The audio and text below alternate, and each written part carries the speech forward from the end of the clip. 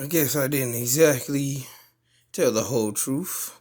It looks like I will be continuing the preface. It goes on for a bit of time, but I do feel like it has some very valuable information and informative information in it as well.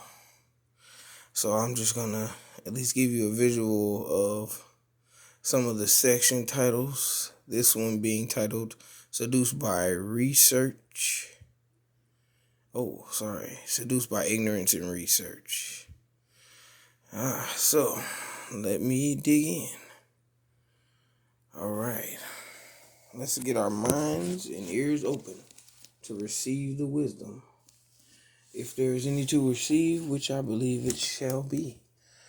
All right. Research should be used to find the art and the science of a subject in order to find out the facts. However, research is used by the Caucasians has other meanings. Caucasians have an overabundance of research subjects and institutions and devote large sums of money to them. When you research any subject, it means that you lack knowledge about the subject. In other words, you are ignorant of the subject. In this case, we have a civilization, European, that is ignorant. African civilization did not and has not lacked knowledge. Ancient Africa was the first civilization that used its vast knowledge base to holistically master technology and medicine. The major problem that the Caucasians have with the African functional research is that it is holistic. It is written by using words as structural, mental, and spiritual symbolism called homonyms. The African spirituality based organic rhythmic conceptualized science is difficult for Caucasians to comprehend. Caucasians have devised a way to uh, acculturate, translate, and fragment African science so they can understand it. They call this fragmented translation research. They use non holistic laboratory studies, statistics, and experiments to understand African holistic functional research.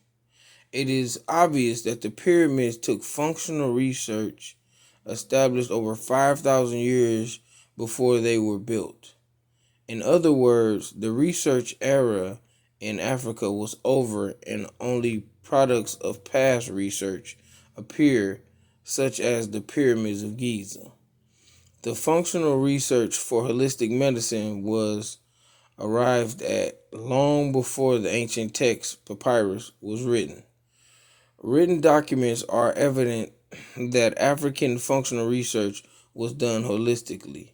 The Turner Papyrus is 54,000 years old, 11th to 12th dynasties.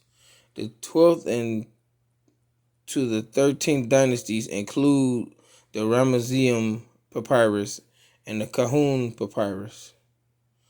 These papyrus reveal high levels of holism. The 19th dynasty was the Chester Papyrus and the Berlin Papyrus, which has functional research. The Ebers and Edwin Smith Papyrus are full text, comprehensive, and are used more and more by holistic medical scholars. The creation and introduction of medical terms is African.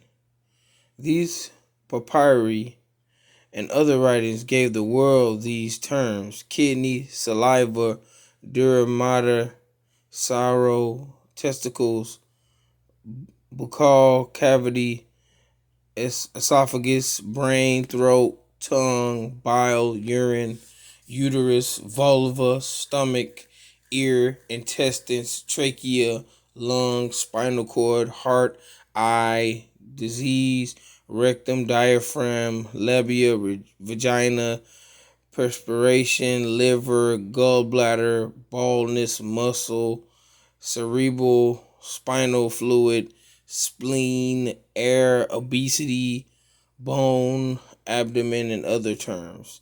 These indicate that prehistorical research was done and knowledge was obtained by Africans. The constant demand of Caucasians for scientific proofs, statistics, research, rituals, and ceremonies and documentations is their search for a ritual and ceremony that allows them to get knowledge.